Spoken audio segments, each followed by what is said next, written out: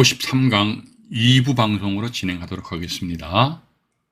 화면에 보시는 성남 지원 사건이고 빌라입니다. 이것도 제가 하나하나 지적을 해가면서 말씀을 드리도록 하겠습니다. 보니까 2분 1 지분입니다. 이모 씨의 일명이 공동으로 입찰했어요. 그래서 이제 8,800만 원 선에서 이제 8,800여만 원입니다. 낙찰받고 그 이후에 또 이제 이렇게 사건이 또 넘어왔어요.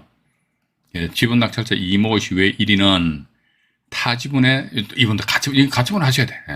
가치분 등기를 했고, 그리고 지분 낙찰자 이모 씨는 타지분을 본인들이 강제임의 신청했네요. 그죠? 그래서 우리는 가능하면 이제 내가 이렇게 강제임의 신청해야 되는데 저당권자 등이 강제임의 신청해주면 대단히 좋고, 그래서 나는 모르는 척 하고 이제 입찰 들어가지고 낙찰 받으면 되고 말이죠. 해서 신청해가지고 7,200만 원에 본인이 낙찰 받았대요. 이모 씨 분이. 그래서 2017년 11월 달에 대금을 완납을 하셨답니다. 어쨌든 보니까 8,800에 7,200이잖아요. 그럼 얼마입니까?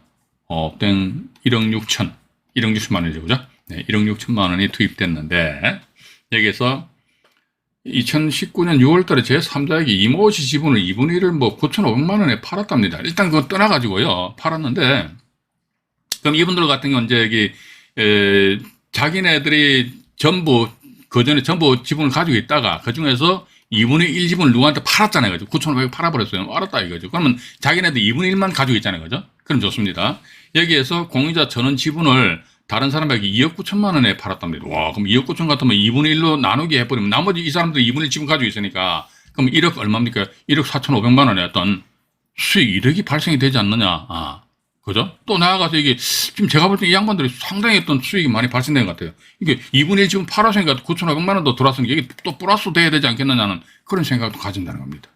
그래서 이게 우리가 이 시간을 보게 되면 좀 이분들도 2015년도 시작해가지고 2021년도에 일단 끝냈잖아요. 그죠? 2015년도에서 2017년도 이렇게 돼버렸는데, 그래서, 제가 자꾸 말씀드립니다만은 이제, 부동산 시장의 분위기가 좀 괜찮다 하더라. 또 이제 물건도 빌라니까 빌라도요 보면요 위치를 잘 선정을 하셔야 될 거 아닙니까? 그죠? 역세권에 소재하는 빌라인데 깡통 빌라도 상당히 많이 있죠. 그런 물건이 소재하는 동네 그런 데는 하지 마세요. 해봤자 메리트 없어요.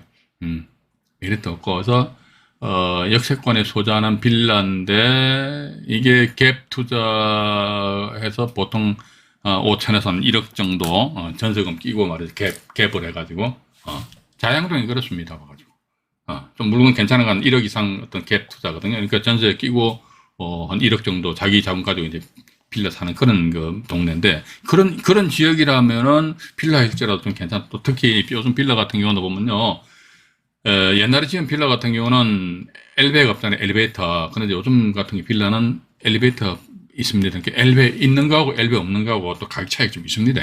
그렇기 때문에 엘리베이터가 있는지 그런 관계 좀 알아보시고, 또 나아가서 빌라 같은 경우는 저 꼭대기층 같은 경우는요, 사선 제한을 받다 보니까 건물이 이렇게 사선 제한은 이렇게 일조권 제한이잖아요. 그죠? 이런 식으로 이런 식으로 올라가는데, 여기다 이제 나중에 보일러실 해가지고 뭐 이렇게 덧대는 그런 경우죠. 이게 불법 건축물이잖아요. 이런 경우는 또 때려는 봐서 이제 옆집 사람이 말이지, 누가 찔러버리면요, 민원 넣어버리면 그 과태료 해가지고요, 옛날에는 5년간 그 과태료를 납부하면 되는데 지금은 그 기한이 없어요.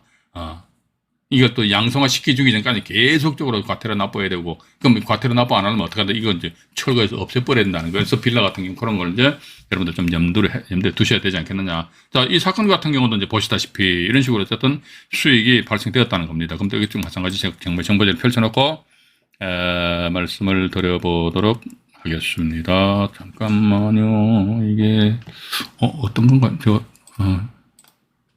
성남 지원 사건이죠. 2016에, 9690, 2016에 9690. 지분 경우에 대해서 방송을 들어보시니까 우리 시청자 여러분들은 어떤 생각이 드십니까? 이게 해볼만 하다라는 그런 생각이 드십니까? 아니면, 아직도 어려워. 이런 생각이 드십니까? 이게 아직도 어려워 이렇게 생각하시는 분들은요, 다른 채널에 가가 너무 어렵게 공부했어. 법원 경매 이게 어려운 게 아니에요. 근데 강의하는 양반들 보면요. 참 어렵게들 강의하더라고. 맨날 법 조문 이야기해서 자꾸 말이야, 그냥. 그렇게 이야기하는 지도 잘 모르겠는데, 뭐. 어디서 뭐, 강의라는 게 저는 그렇게 봅니다. 책 보고 강의하는 것은요, 누군들 강의 못합니까? 근데 그걸 떠나가지고 실제 지분경매에다 그러면 지가 해봤냐고. 저는 항상 그런 말씀 드립니다. 지가 해봤냐고. 강의하는 사람 하는 지가 해봤냐고. 한번 지가 해가지고 몸으로, 알면은, 몸으로 익히면요, 이거는, 방송 대본 없어요. 저 방송 대본 없습니다. 봐가지고. 단지, 이 앞에 노트에 나중에, 뭐, 여기 한번 오실 기회가 있으시면요, 제가 방송 노트 보여드릴게요. 사건 번호만 쫙 적어놨어요. 봐가지고. 그래서 이게, 실질적으로 본인들이 그런 거 해봤냐고, 해봤다고 얘기죠. 그러면, 내가 돈 벌기 위한 것이 이게 경매에 투자하는 목적이지 말이야. 무슨 뭐 되지도 않는 판례 이야기해서 말이지 뭐. 그 제가 제 방송에서는요, 임차인들의 최우선 변제, 우선 변제에 대해서는 제가 언급을 잘 안 하잖아요. 그건 몰라도 돼요, 봐가지고. 그 몰라도 되는 말하고 시잘데없이 신경 쓰는지 몰라, 봐가지고. 근데 다른 채널에서 막 중요하다고 떠드니까 마침 이렇게 보고 앉아있거든요. 좀 안타까워요, 안타까워. 또 실없는 말씀 드렸네. 대단히 죄송합니다. 실없는 이야기 안 해야 되는데, 그죠? 그래서 어쨌든 쉬워요, 쉬워. 그래서 딱 접근 방법, 접근 루트가 딱 한정되어 있다니까요. 지금 이제 우리가 52강하고 53강에서 말씀드리는 내용은 지분 받아가지고 어떻게 하면 상대방하고 협상해서, 그래, 지분 사가시오, 파시오. 그 잘 될 수도 있고 안 될 수도 있어요. 반드시 100% 말이지. 내가 지분을 상대방 판다. 상대방 안 사갈 수도 있잖아요. 그죠? 그럼 이렇게 하다 안 되면 끝까지 정착력은 뭡니까? 소송에 의해서 해결할 수밖에 없다니까. 소송한다는 방법 두 가지잖아요. 공유분 분할 소송에서 공유부동산 전부를 경매에 붙이느냐, 아니면은 상대방 지분권자를 상대로 해가지고, 이거는 저는 손해배상 청구 소송이라고 보고 있습니다. 이게 뭐냐면요, 이게. 이렇게 보시자고. 왜 손해배상이냐니까, 여기, 잠깐만, 분필 제가 좀 바꿀게요. 이게 아파트인데, 갑과 을이 각 2분의 1씩 가지고 있어요. 여기 부부입니다. 근데, 남편 지분이 경매가 넘었어요. 이걸 봐가지고 A라는 사람이 낙찰을 받았습니다. 낙찰 받고 자기 앞으로 소유권이 좀 넘게 했거든요. 그럼 A는 뭐다? 자기 어떤 자금이 투입된 거 아닙니까? 내가 자금이 투입됐으면 뭔지는 몰라도 어떤 나한테 수익, 이득이 발생돼야 되는데, 현장 가보니까 말이지. 이제 이 부동산의 소유자는 등기부등본 상에는 이제, 그전에는 갑을에서 이제 을 A로 됐단 말이죠. 그런데 보니까 여전히 갑 이 사람이 뭐다, 이게. 갑과 을인 이 부동산에서 여전히 사용하고 있다, 이거죠.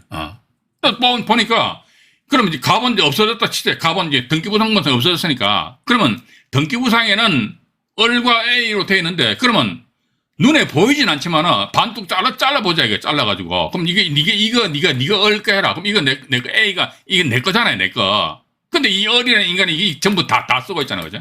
그럼 을은 뭐다? 나의 지분 2분의 1에 대해서 자기네들 일단 점유라고 하죠. 점유, 그죠? 점유는 점유인데 무슨 점유입니까? 불법 점유잖아요. 불법. 맞잖아요. 나하고 임대차 계약 체결한 것도 아니잖아요. 그죠? 불법 점유입니다. 그러면 상대방이 불법 행위입니다. 그죠? 상대방이 불법 행위로 내가 뭘 입었습니까? 손해. 상대방이 불법 행위 내가 손해 입었으니까 따라서 A는 뭐다? 요 타지분권자 을을 상대로 해서 손해배상 청구 소송 제기하는 거예요. 이런 식으로. 소송 제기해가지고 이 을 타지분권자한테 법원으로부터 판결문 나옵니다. 나오면 손배소송에 의한 판결문상의 판결 금액이 그렇게 크지는 않을 거예요. 크지는 않는데 저는 그걸 경매로 붙일 수는 있지 않느냐 하는 그런 생각 가진다는 것입니다. 그럼 이 건 다시 보시게 되면요. 여기 보면 이제 이분들이 보니까 채권자가 이 땡땡땡 이게 두 사람이 낙찰 이게 소유 2분의 1 지분 가지고 있었다고 그랬잖아요. 그죠? 그래서 이제 여기에서 지금 보시면은 이제 그전에 이분들이 8,800여만 원에 낙찰 받고 이 땡땡땡땡인데 이 양반들이 받아가지고 또 경매 신청했어요. 경매 신청했는데 여기 또 이 양반들이잖아요. 그지? 본인들 받은 거야, 이게. 5명이 들어왔잖아. 우와, 그죠? 근데 보니까 이게요, 우리 이걸 잘 아셔야 됩니다. 경매 정보지를 보시게 되면요, 이런 게 있어요. 이분들이에요. 근데, 이날짜 최저 가격이 5,635만 원이잖아요. 근데 이 양반들이, 이분이죠, 그죠? 7,280만 원에 낙찰 받아갔거든요. 그럼 본인들이 7,280만 원 쓴 게 아니에요. 그럼 누구다, 이게? 입찰자 5명 있잖아요, 5명. 5명 중에서 1등으로 쓴 사람이 7,280만 원이 썼다는 거예요. 그러면 집행관이 물어봅니다. 이 물건에 대해서 저 서울에 사는 안모 씨가 7,280만 원에 낙찰 받았는데 공인자 나오셨나요? 예. 7,280만 원에 살기요? 안 살기요? 살기요! 그죠? 그럼 기분은 좀 안 좋겠죠, 뭐, 그죠? 이 인간 때문에 말이죠. 그래서 아마 이분들한테 이제 7,280만 원에서 이분들이 가져가신 것 같아요. 예. 가져가고, 입찰 5명 중에서 1등으로 쓴 사람도 역시 마찬가지 입찰 금액이 7,280만 원이 된단 말이죠, 그죠? 그러면 이분이, 아우씨, 물건 괜찮은데 내가 본인이 차순위 신고할 수 있습니다. 근데 이런 경우 차순위 신고해봤자 아무 실효는 없는데, 차순위 신고하게 되면 본인의 입찰 보는 거 10% 아니십니까? 그런데 법원에다 이제 잠시 보관을 시켜놔야 된다는 거 일단 그렇게 보시면서, 여기 보시면요, 이 강제경매잖아요, 그죠? 강제경매라는 것은 이분들이 타 지분에 대해서 가처분 넘게 하고 경매 신청했다면 경매 신청하기 전 단계에서 아마도 손해배상 청구 소송 제기했지 않겠느냐. 손해배상 청구 소송 제기하니까 법원으로부터 판결문상에 얼마를 손해를 배상해내놔라. 120만 원입니다. 금액이 얼마 안 돼요. 120만 원. 그러니까 뭐다, 이게 김모 씨는 이 사람들한테 네가 이 사람아 2분의 1 같으면 당신은 안방 같으면 안방에 딱 쪼개가 너 2분의 1만 써. 네가 다 쓰잖아. 그러니까 이거 요 반에 대해서 네가 불법 점유하고 있어. 그리고 너의 불법 행위로 인해서 이 사람이 손해 입었잖아. 그래서 120만 원 줘. 이런 식으로 판결이 난단 말이죠. 예. 그런데 알아야 면장하잖아요. 자, 이런 상태에서 예를 들어 지분의 경매가 넘어왔습니다. 이거 잘 들어보세요. 지분에 딱 경매가 넘어왔다더라. 이렇게 지분이 이제 이분들 지분을 낙찰받고 이 사람 지분을 또 경매를 집어넣었어요. 집어넣었는데 청구액이 120만 원 밖에 안 돼요. 그럼 제가 만약에 이 김모 씨하고 아는 사이라면은, 하늘이 무너져도 솟아날 구멍이 있잖아요. 이 양반이 큰일 났다 이거죠. 이 사람이 경매를 집어넣었는데 청구액이 120만 원이 돼. 그러니까, 괜찮아. 어떻게 해? 이거 있잖아요. 법원에다 공탁거든요. 공탁해버려, 공탁. 자, 공탁을 걸어 놓는다는 건 뭡니까? 이 사람들은 직접 120만 원 줄 수도 있지만, 꼴보기 싫어. 아우, 씨. 그죠? 꼴보기 싫어가 120만 원 그냥 법원에다 공탁 걸어버려. 공탁을 건다는 건 뭐죠? 이게 채무를 뭡니까? 채무를 이행한 거 아닙니까? 그죠? 그러니까, 요 채권자의 사람이 이 김모 씨, 이 사람 지분에 대해서 경매를 붙인 것은 법원에서, 야, 120만 원 줘! 그러니까. 120만 원 줘라는 게 채무 이행이죠. 채무 이행해라. 근데 봐가지고 이 사람은 안 줬어. 안 주니까 채무 불이행이잖아요. 120만 원 줘라. 이행해라. 근데 안 주니까 채무 불이행이거든요. 따라서 이모 씨 등 이 사람의 채무 불이행을 이유로 해가지고 이렇듯이 경매를 붙였는데 경매가 진행되는 와중에 짠짠 해가지고 공탁시켜버립니다. 그럼 채무 이행이 돼버리거든. 채무 이행이 되면 이 강제경매 자체가 무력화돼 버립니다. 왜냐면 채무 이행을 공탁시켜버리고 다음에 경매 절차 정지 신청해버리면 끝나버려요. 그럼 그 법원에서 경매 절차 정지 신청 들어오면 왜 이게 경매 절차 정지 해야 되냐니까. 나 이 사람들 120만 원 달라는 거 꼴보기 싫어가지고 안 주고 법원에다 공탁시켜서 공탁서 있잖아. 그거 뒤에 첨부해가지고 법원에 제출하면 경매 절차는 이게 띵띵 없어져 버린다니까요. 그죠? 그렇기 때문에 이게 공유물 분할 소송에서 공유부동산 전부를 경매 붙이는 경우는 그냥 한마디로 N본질에서 자기는 지분별로 이제 배당받고 끝나버리는데 이렇듯이 상대방 지분을 경매를 붙인 데 했을 경우에는 대체적으로 보면은 이 법원으로부터 판결 나는 금액이 지금 화면에도 이 본건처럼 나와 있습니다. 120만 원 얼마 안 돼요. 봐가지고 몇백만 원밖에 안 됩니다. 그럼 경매가 진행되든 말든 내가 진행됐어. 그래서 법원에 공탁 딱 시켜버리고 나 어떻게 한다 하더라도 경매 절차 정지 신청을 하면은 또 지분 낙찰 받은 사람 입장에서 봐가지고요. 또다시 이제 어떻게 한다 하더라도 공유물 분할 소송이 해가지고 공유부동산 전부를 또다시 경매를 붙여야 되는 그런 불편함이 또 있을 수 있다는 것을 여러분도 좀 인지를 하셔야 되고, 이것도 과거에 옛날에 제가 실질적으로 경험해서 봐가지고, 그래서 이제 그 물건 같은 경우는 다행스럽게도 이제 공유물 분할 소송 제기하면서 동시에 손배 소송 같이 했어요. 해가지고 이제 손배 소송해서 이렇게 경매 신청하니까 청구액이 얼마 안 돼요. 한 200만 원인가 300만 원밖에 안 되더라고. 그러니까 상대방에서 이걸 딱 공탁시켜버렸어요. 그럼 경매 치워야 되더라고. 애따 요거 봐라. 이제 공유물 분할 소송 제기해서 판결을 받았으니까 그거 가지고 이제 공유물 부동산 전부를 확 경매를 붙여버렸다는 거죠. 그러니까 시간적인 측면에서 가지고 저희 이제 그 당시에는 상당히 좀 빨리 법 집행을 한 그런 상황입니다. 그 경매 신청을 했다가 결국은 뭐 끝까지 안 가고, 상대방한테 우리 집은 2분의 팔고 나왔어요. 그때 꽤 짭짤하게 수익을 올렸던 것으로 기억이 납니다. 그래서, 일단 그렇게 좀 보시기 바라고요. 어쨌든 이 건 같은 경우도 보니까 밑으로 좀 내려와 보니까 이것도 보면 권리관계 아주 심플하죠, 그죠? 여기는 소유권 관계가 좀 이상하게 써봐가지고.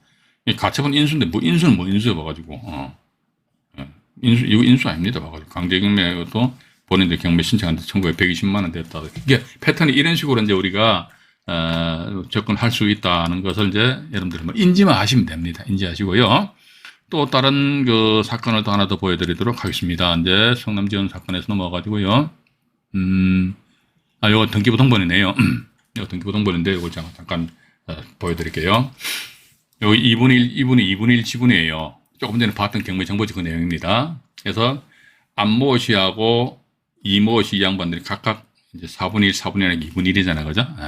2분의 1 해가지고 이것도 계산 안 되시는 분이 계시더라고요. 옛날에 1박 2일 보니까 아들 자다 깨워가지고 4분의 1 더하기 4분의 1을 얼마인데 그러니까 아들 막 헛갈려도 2분의 1이씩 빌고 있습니까? 그죠? 8분의 1가 2분의, 그래서 2분의 1이기 때문에. 그래서 여기에 대해서 이제 2번 김땡땡 가처분을 했습니다. 이게 타지분권자다. 이렇게 나와있죠. 그죠? 이게 누구냐면 이게 이모 씨입니다. 이모 씨, 이 양반이 가처분했어요. 그래서 김땡땡 이 사람 지분에 대해서 또 강제경매 신청했어요. 선정 당사자니까 대표가 누구다. 일단 그렇게 이해하십시오. 이모 씨 이 사람이 경매를 또 신청을 하였구나. 일단 그렇게 보시면 돼요. 그죠? 근데 이제 시간적으로 보니까 이분들은 비교적 빨리 어떤 조치를 취한 것 같아요. 2015년 12월 28일자로서 등기했잖아요. 그죠? 대금 납부하고. 그러고 나서 저는 가처분은 말이죠. 이게 2015년도 12월 28일 날 대금 납부했다 그러면 이분들은 아마도 2015년도 아마 10월 달쯤 낙찰 받았을 겁니다. 낙찰 받아 허가 결정 나고 확정되고 또 대금 납부하고 뭐 이런 식으로 하다 보니까 배당기일 잡히고 하다 보면 이렇게 사건이 좀 한 달 내지 2달 정도 후에 이제 소유권이 좀 늦게 하거든요. 그러면 2015년도 10월 달쯤에서 낙찰 받았을 것이다. 그럼 2015년도 입찰하기 전에 혹시 낙찰 받을 걸 대비해가지고 9월 달쯤 해가지고 미리 가처분 등기를 가처분은 빨리 하는 게 좋습니다. 가처분 등기 서류를 작성해 놓고 나서 2015년 12월 28일 날 등기함과 동시에 그냥 급행으로 따닥 해가지고 이런 식으로 등기가 빨리 받아보면서 그 상태에서 법원 민사과 가가지고 다시 가처분 신청을 함으로 인해가지고 가능하면 2015년도 12월 28일이니까 2016년도 1월 달 중에 가처분 등기가 되게 하는 것이 좋지 않겠느냐는 그런 생각을 가진다는 것이죠. 저희는 옛날에 그렇게 했습니다. 하여튼 가처분은 또 싱수가 해버렸으니까. 그리고 나서 보니까 2016년도 5월 달에 가처분하고 2016년도 8월 달에 강제경매 신청한 것으로 미뤄봐가지고 아마 이분들은 낙찰 받고 나서 상대방 지분권자하고 아마 접촉을 했겠죠. 하니까 저 상대방이 도대체 대화가 안 되는 거예요. 대화 안 되는 사람들이 있습니다. 대화 안 되는 사람들 그 사람들 설득시키려 하지 마십시오. 법대로 하시면 돼요. 그때는 법대로 하십시오. 그래서 이제 2015년도 12월 28일 날 낙찰 받고 그 이후에 가지고 상대방하고 이야기해보니까 대화가 안 돼가지고 가처분도 하고 이렇듯이 경매 기입 등기 되었다더라. 그럼 그 전에 이제 소송 제기해가지고 했는데 아까 청구액이 얼마? 120만 원이더라. 일단 그렇게 이제 나와 있잖아요. 그죠? 나와 있고 여기서 또 다음 페이지를 보니까 이렇게 나와 있네요. 그래서 이번 김땡땡 지분 전부 이전해가지고 이분들이 아까 2분의 1씩 지분 낙찰 받으신 분들이잖아요. 그죠? 아주 사이좋게 이제 또 4분의 1, 4분의 1 이렇게 이제 지분을 낙찰 받았어요. 그래서 보니까 여기다가 이제 여기 15번에 이무엇이 지분 전부 이전해가지고 여기 보니까요. 일단 이제 9천, 이분 지분을 팔았어요, 이게.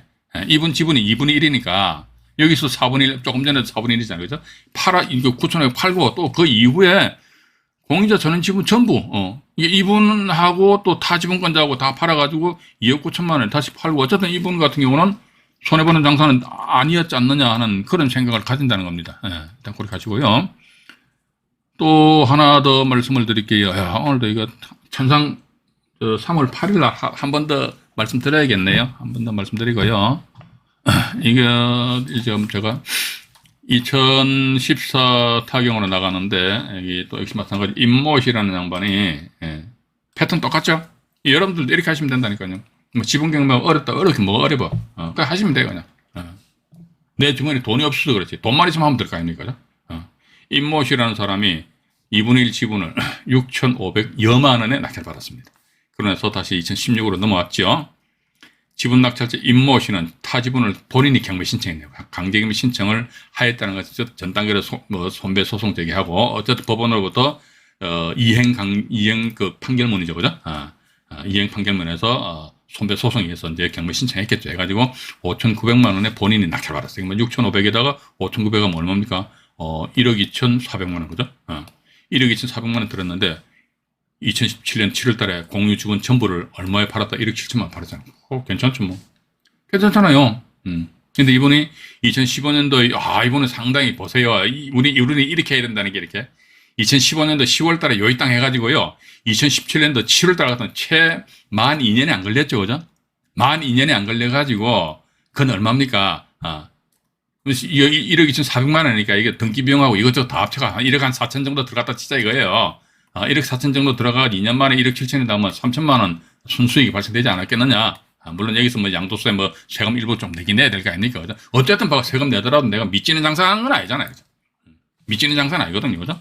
일단 그렇게 하시면서 이건 등기부등본 잠깐 보여드릴게요. 여기 보시면요. 등기부등본 다 보면 나와 있습니다. 지분경매도 보면 재밌어요. 봐가지고.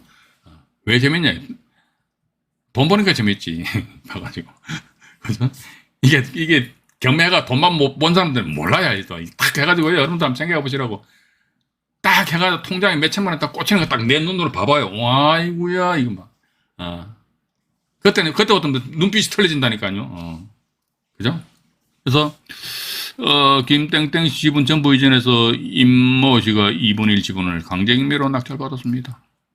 그래서 뭐 2015년도 10월 달에 시작해가지고 2016년 4월 달에 뭐 다이렉트로 그냥 여기는 4번, 이것도 4번인데 이게 지분이 김모 씨하고 이모 씨로 돼 있어요. 2분의 1 지분 해가지고. 근데, 이 김모 씨분은 임모 씨 가져왔고, 나머지 요 타지분 2분의 1 지분에 대해 강제경매 신청을 하였다는 것은 전 단계로 손배 소송을 제기했다. 일단 그렇게 우리가 추정할 수 있는 거 아닙니까? 그죠? 이 상태에서 보니까 누가 임모 씨가 또 경매 신청했어요. 본인이 북치고 장구치고 막 꽹가리치고 생쇼를 다 해버렸어. 이 상태에서 저 4번 이제 이모 씨 지분이잖아요. 요거 곧 내려잖아요. 그죠? 이모 씨분 전부가 어떻게 됩니까? 강제경매라는 매각으로 누가 이 양반 또 가져왔잖아요. 그죠? 가져와 버렸어요. 그래서 여기 밑에 아마 누구한테 판 게 나와 있을 겁니다. 나와 있네. 여기 나와 있네요. 그럼 이거 보면은 이분이 이때 6,500만 원에 낙찰받았어요. 그러면서 이걸 이제 약 한 5,900만 원 선에서 낙찰받고, 그죠? 그럼 얼마입니까? 1억 2,400만 원 되는데, 등기비용 이것저것 다 합쳐가 제가 아까 말씀 안 드렸습니까? 한 1억 4천만 원 정도 자기 돈 들어갔다 치자 이거예요. 근데 2017년도 1월 달에 자기 앞으로 소유권 이전 늦게 하고 2017년도 같은 해 7월 달에 1억 7천만 원에 팔고 빠져나와 버린 거 아닙니까? 그죠? 그럼 3천, 어쨌든 봐가지고, 산술적으로 계산하더라도 일단 3천만 원의 돈이 커요. 2년 만에 3천만 원 같은. 근데 내가 뭐 2년 동안 요거 하나만 합니까? 여러 가지. 그러니까 지분 경매가요. 여러분들은 몰라서 그렇죠. 지분 경매가 지금 제가 스피드 옥션을 보고 있습니다만은 이게 1년치를 그 기간을 딱 정해가지고 지분 경매 물건을 검색해 보면요. 보통 7천 건, 8천 건, 어떤 해는 보니까 10,000건이 넘습니다. 상당히 많이 나와요. 특히 요즘 같은 경우는요.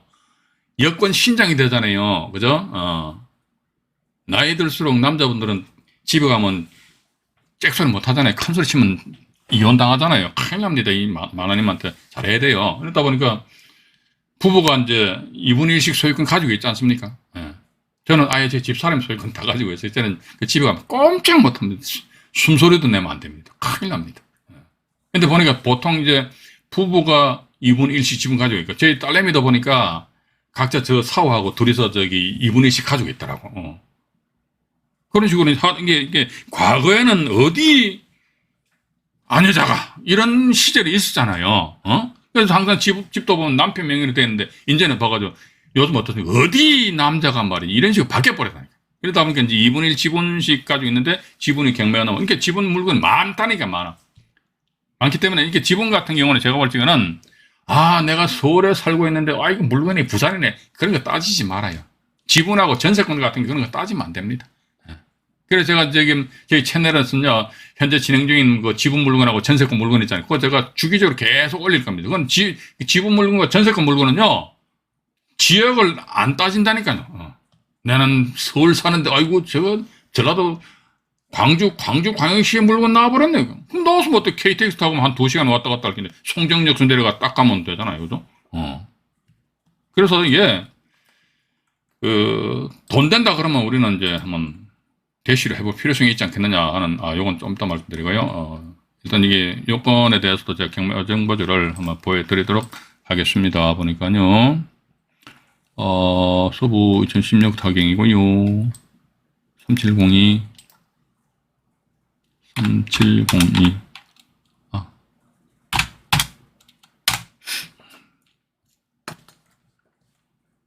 은평구 녹본동의 다세대 주택이잖아요. 다세대 빌라 이런 거 가지고 돈 번다니까요. 약간 변형된 투자 행태잖아요. 그죠? 변형된 투자 행태인데, 임모씨 이분이 2분의 1 지분권자잖아요. 그죠? 이것도 청구에 이거 조금 많다 가지고 720만 원이거든요. 이것도 강제미 신청했으니까 거전단거래에서 손배 소송 제기했겠지요. 이게 법원으로부터 720만 원에서. 그래서 이제 옛날에 저희가 손해배상 청구 소송 제기할 때는요, 청구 금액이 있어요. 청구 금액에 대한 산정 방법 이런 게 있는데, 우리 만약에 소송 제기한다고 그런 거 신경 쓰지 말아요, 봐가지고. 그래서 그때는 옛날에 그냥 막 대충 해버렸어요. 청구금액 1,000만 원 해버렸어.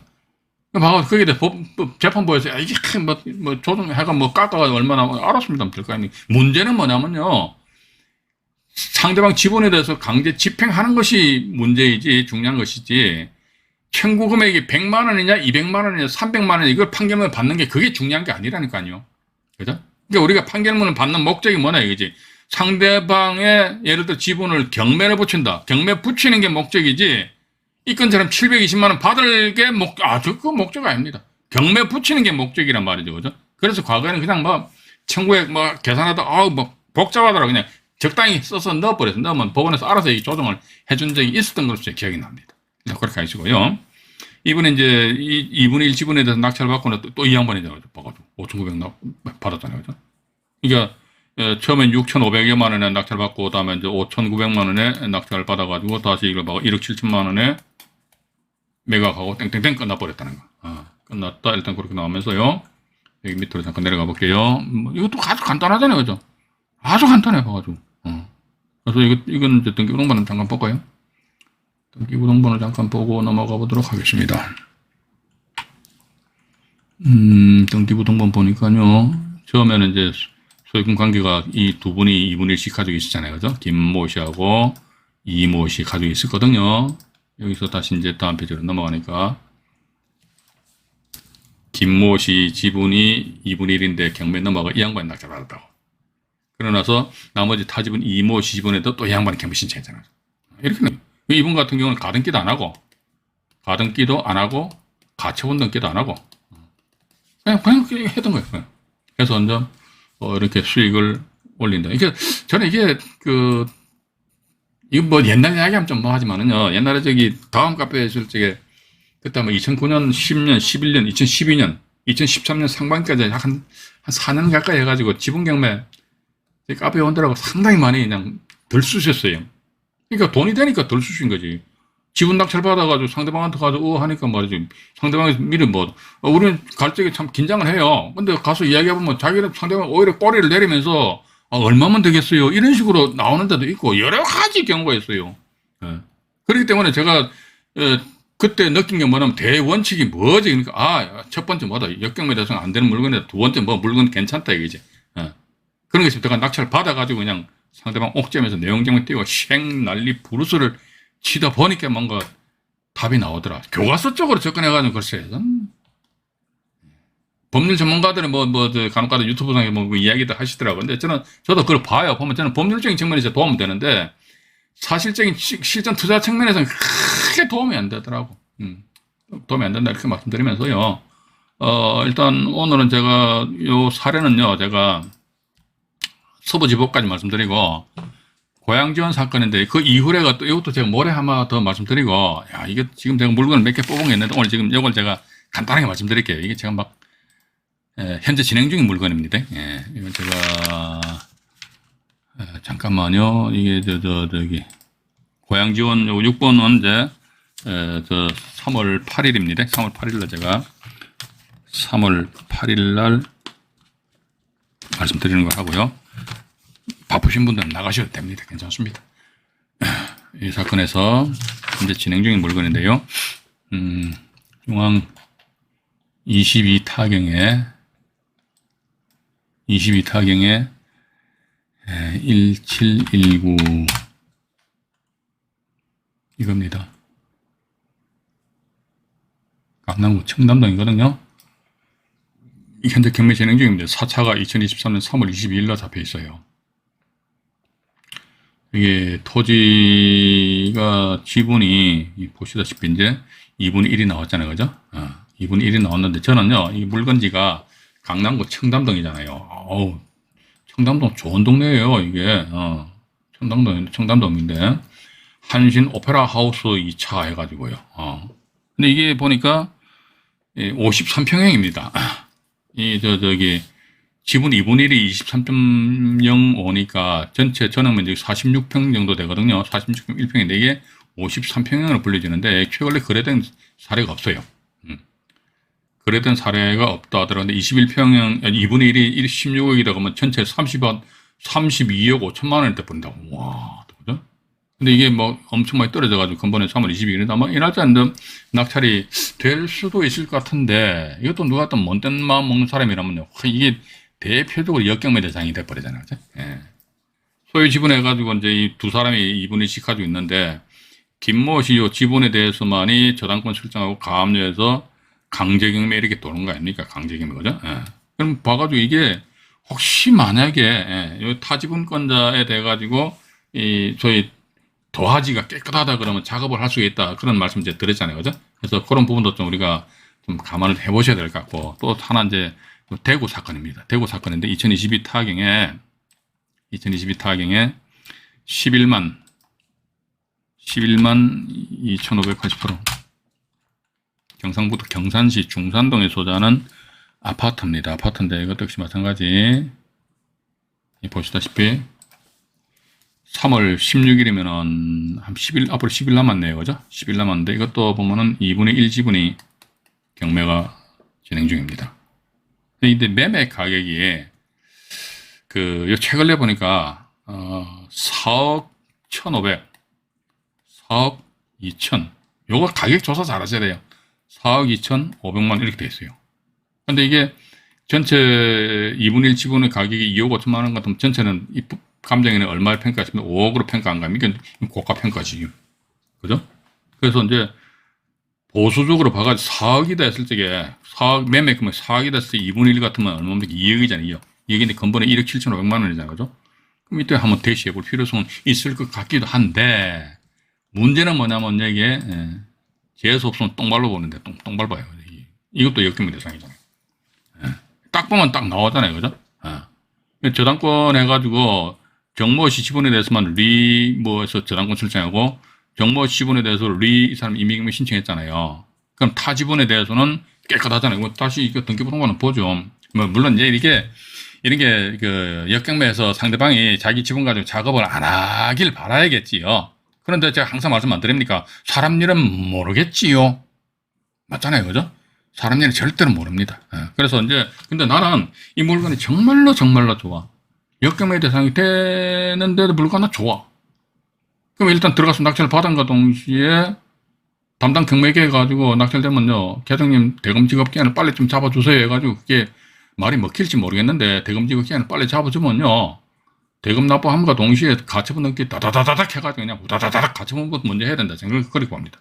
그래서 이게 보니까 등기부를 보시게 되면요, 쭉 나와 있네요. 소유권 이전 해가지고 이게 어떻게 나와 있네요.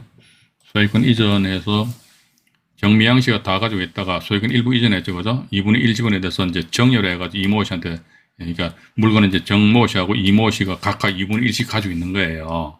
이 상태에서 밑에 보시니까 이제 정모 씨 지분 있잖아요. 정모 씨 지분이 경매가 아까 정모 씨 지분에 대해서 뭐 리드 코퍼인가요? 대출회사 아닙니까? 리드 코퍼가 근데 그죠? 이 사람들이 담보 잡았다가 이제 경매 신청을 한 그런 사건이더란 말이죠, 그죠? 담보 잡았다 경매 신청했다. 그런데 이게 나머지 이분 있잖아요. 이모 씨 이분 지분은 깨끗하잖아요. 깨끗해. 깨끗하기 때문에 때로는 봐가지고 나름대로 못된 생각을 할 수도 있지 않느냐. 그래서 보면은 아마도 이분들 주소지가 보면 말이죠. 주소지가 이분도 보니까 백이동 803호잖아요. 그죠? 이게 백이동 803호입니다. 여기 잠깐만요. 여기 잠깐 보여드릴게요. 여기 보시게 되면 이제 백이동 803호 안 나오십니까? 그죠? 정모씨 이분도 보면 주소지가 백이동 803호로 나와 있어요. 이렇기 때문에 안 그럴 수도 있겠죠. 근데 만약 그렇게 된다면은 어쨌든 1억 7,500만 원이다. 예를 들어 이번 기회에 입찰 들어간다 그러면 1억 8천만 원 쏜다 그러면 1억 8천만 원 자금이 최소 옴부터 버리면 내 자금이 묶여버릴 수도 있지 않느냐 하는 그런 생각을 가집니다. 오늘 지금 제가 시간 촉박해가지고요. 제가 말씀드린 대로 이제 마음이 급하네요. 그래서 요거 제가 잠깐 소개시켜 드릴 테니까 여러분들이 나중에 추가적으로 댁에서 이제 경매 정보지를 보시면서 이게 역경매구나 이런 식으로 한번 생각하시고 근데 난 뭐 역경매 애들이 괜찮아. 그냥 입찰 들어갈 거야. 들어가세요. 제가 뭐라 합니까? 아무 소리 안 합니다. 이 건도 보니까 이제 2분의 1 지분이 경매가 넘어왔어요. 2분의 1 지분인데 3월 23일이 17일 전입니다. 5억 6,880만 원 잡혀 있습니다. 2분의 1 지분인데. 근데 여기에 보면은 이게 참 가격 조사 잘 하셔야 되는 것이요. 여기 지금 목동 신시가지인데 요즘 아파트 가격이 상당히 좀 춤을 많이 췄잖아요. 지금 보니까 매매 가격이 일반 매매 가격 10억 플러스 알파입니다. 11억이 안 돼요. 그럼 11억을 치자 이거죠. 11억에 곱하기 2분의 1 하기는 얼마입니까? 5억 5천만 원이죠. 그죠? 1차 가격이 5억 5천만 원인데 1차 가격이 얼마입니까? 7억 1,100만 원이잖아. 그죠? 엄청 높은 금액이죠. 그럼 이날도 패했어. 두 번째 2차 기일날 최대 가격이 또 5억 6,800, 이거 이날짜 입찰 들어가면 안 되지. 패했어. 3차 기일날. 그런데 문제는 뭐냐면 이게 또 금액이 상당히 크잖아요. 근데 밑으로 쭉 내려오다 보니까 이게 탁 걸려버리네. 네. 여기 보면은, 이것도 역시 마찬가지. 이모 씨 지분에 대해서 가압류하고 이모 지분에 대해서 강제경매, 이렇게. 나머지 타 지분에 대해서는 깨끗하거든요. 타 지분에 대해 깨끗한데 이게 보니까 황모 씨라는 양반이 대항력이 있는데 배당 요구를 하셨네요. 이게 나중에 제가 지분이 경매되었을 경우에 대항력 있는 임차인이 있다. 이랬을 때 우리가 실무적으로는 과연 어떻게 처리해야 될 것인가. 그러니까 임차인의 보증금 반환 채무는 뭐 불가분 채무로서 그런 허튼 소리 안 합니다. 그건 필요 없어요. 봐가지고. 인수를 해야 되고, 뭐하러 인수하냐고 깝깝하게 봐가지고. 이 사람이 자기 배당 요구 했는데 대항력이 있는데 봐가지고 자기 전세금 2억 6천만 원 생각다 못 받는다. 예를 들어 한 1억밖에 배당 못 받았다 그러면 나머지 1억 6천만 원에 대해서 낙찰세 인수하고 그리고 나머지 뭐 절반 부분에 대해서는 어떻게 한다더라. 타 지분권자한테 구상권을 행사하고 그런 허튼 소리 안 합니다. 그러니까 인수한다는 거 알고 안 주면 된다는 것이죠. 안 줬을 경우에 과연 이 사람이 어떻게 할 것인가. 요건 이제 대항력 있는 임차인이 있는 물건에 대해서 지분 경매 낙찰받았을 때 과연 어떻게 할 것인지에 대해 가지고 무슨 동시배당, 이시배당, 순환배당, 흡수배당 그런 저는 그런 이야기하면 정말 짜증나요. 과연 그런 게 이야기하는 사람들이 과연 본인들 손으로 지분 경매 하나로 낙찰을 받았는지 이게 참 의심스럽다는 그렇게 보고 있습니다. 돈 버는 게 주된 목적이잖아요. 그죠? 그렇게 봅니다. 그래서 이건도 보니까 역시 마찬가지 역경의 대상인데 마지막으로 하나 더 쉽게 보여드릴게요. 2021 타경입니다. 2021 타경에 54917 강동구 고덕동인데요. 요거 28평형입니다. 28평형인데 이것도 2분의 1 지분이 경매 나왔어요. 이것도 이제 3월 27일 같으면 경매 아주 진행 중입니다. 근데 여기 보니까 이것도 거래가 없어요, 거래가. 2021년도 10월달 이후에 가지고요. 2021년 10월달에 13억 5천만 원을 거래됐습니다. 근데 이거 보니까 감정가 7억 1,600이잖아요. 2분의 1 지분이니까. 그럼 전체 얼마입니까? 14억 3,200만 원 돼버리거든요. 그래서 이게 인터넷 어딥니까? 네이버나 국민은행 보니까 전부 다 부동산 중개업소에서 가격 올리는 거 있지 않습니까? 매매 가격이 아닙니다. 소유자들이 받고 싶어하는 희망 가격이지요. 실제 거래된 걸 모두 국토교통부 실거래가 사이트를 방문해 보시면 나와 있잖아요. 이거 없어요. 이거 제가 말씀 안 드렸습니까? 2021년 10월 달에 13억 5천만 원을 거래된 그 이후에 거래가 한 건도 안 이루어졌다니까요.